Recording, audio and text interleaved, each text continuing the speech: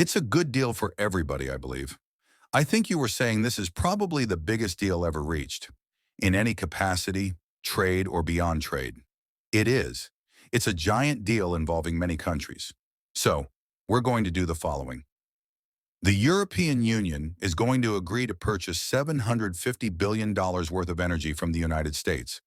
They are also going to invest an additional $600 billion into the United States, beyond what they're already investing. They're already investing a substantial amount, but this will be $600 billion more. They are also agreeing to open up their countries to zero tariff trade. That's a very big factor. All of the countries will be opened up to trade with the United States at zero tariffs. Additionally, they're agreeing to purchase a large amount of military equipment. We don't know the exact figure, but I'll let you say it. I think it's the biggest deal ever made. Thank you very much, and congratulations. Yes, thank you. We have a deal, a trade deal between the two largest economies in the world, and it's a big deal, a huge deal. It will bring stability and predictability, which is very important for our businesses on both sides of the Atlantic. It includes 15% tariffs across the board, inclusive of the investments the president just described that are going to the United States, and the purchases being made here. Indeed, the European market, 450 million people, is now open. It's a good deal, a huge deal. Yes, it was tough negotiations.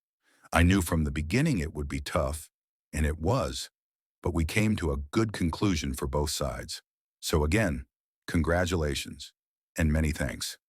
The handshake, the applause, the headlines. Today, Donald Trump announced a trade deal with Europe.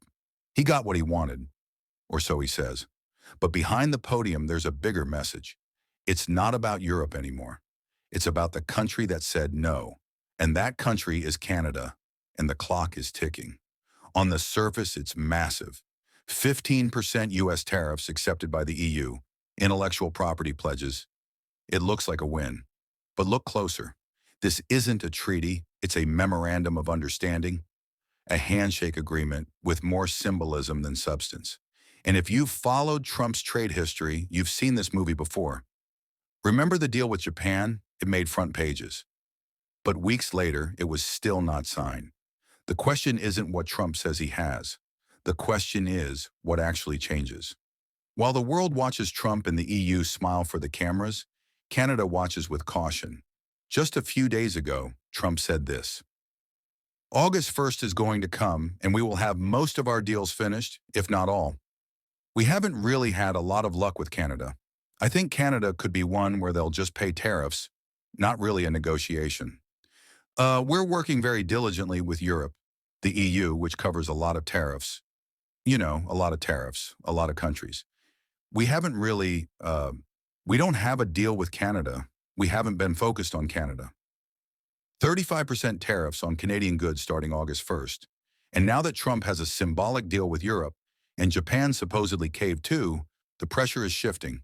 If everyone else makes a deal, why isn't Canada? That's the trap. But Mark Carney isn't walking into it. This is where the story flips. Mark Carney isn't refusing a deal because he's stubborn. He's refusing a deal because he's strategic. Where Japan signed off quickly and now faces questions over its concessions, Canada has drawn a line. We negotiate for the best deal for Canadians, not the fastest. That's not defiance, that's discipline. Carney's team has walked away from terms that would have restricted Canadian green tech subsidies, undermined digital tax protections, given U.S. oversight on Canadian energy exports. Deals that look neat in a press release, but leave scars for years. Carney isn't just negotiating, he's defending sovereignty. Let's ask the hard question. Did Europe cave? Some say yes.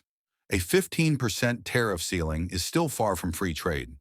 Others call it damage control, meant to buy time and avoid a tariff war. Either way, the U.S. got terms it wanted, and Canada didn't hand over anything. That may frustrate Trump, but it also puts Canada in a unique position. The last democracy refusing to blink. This was today's important update. We want to make it absolutely clear that our videos never include any kind of misinformation.